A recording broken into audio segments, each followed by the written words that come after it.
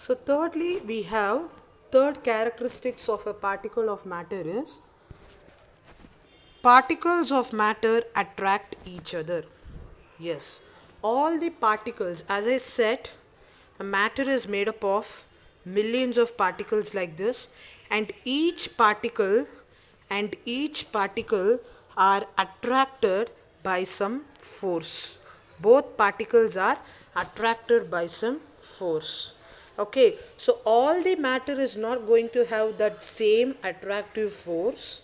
This force between the particles are called as intermolecular force. Remember, the force between the particles in the matter is called as intermolecular force, and that intermolecular force is not same in every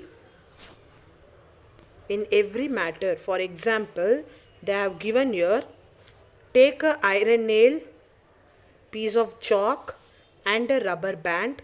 In this three, try to stretch and break them, which you feel very hard to break. It is obvious that iron nail. Because why it is very hard to break or to stretch this iron nail means the force between the particles are very strong.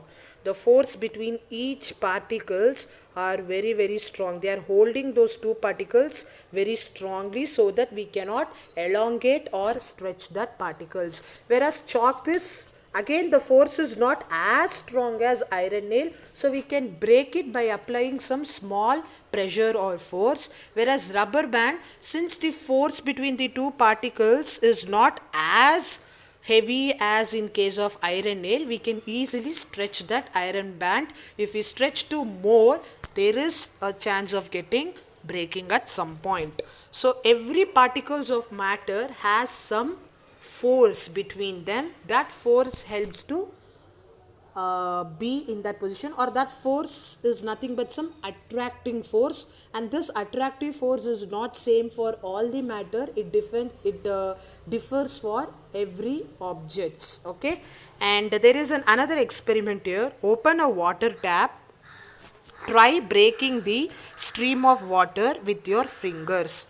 Repeat, try breaking the stream of water with your fingers. Were you able to cut the stream of your water? So what happens means, if you open the tap and if you just keep your finger at the point of water, you feel some pressure being exerted on your finger. You feel some pain.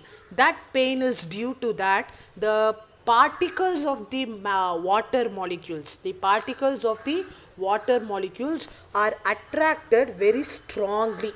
Okay, the particles of the water molecules are attracted so strongly. Whenever we keep a finger, we will feel some pain because it is attracted strongly. The particles are attracted strongly. Or there is another example also. If you are going to dive in a swimming pool, you feel a little bit pain.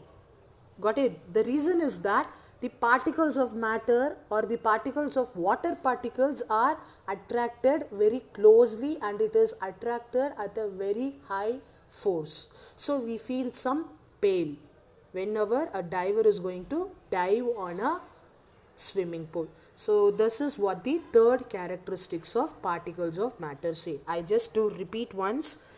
Three characteristics of particles of matter we have. In that first one is particles are, we have here, in that first one is particles of matter have space between them, and secondly, particles will move continuously. Particles of matter will move continuously, and third one, the particles of matter will attract each other. So these are the three characteristics of particles of matter. In the next upcoming video, we are going to deal about states of matter.